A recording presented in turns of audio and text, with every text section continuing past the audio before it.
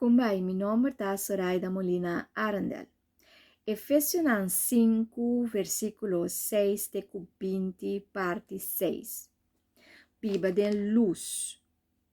Foi epida aqui nos por aí a oficiança. Pablo te explica-nos para nenhum gente que nos cabeça boa, pero queda uni e cana com Cristo den luz. Ora bota uni com Cristo, bota cana den luz. Gente que ta biba de luz, ta cana de luz. E tem luz e tem alguma característica. 1. É a bondade. 2. É justiça. 3. É verdade. E 4. É discernimento.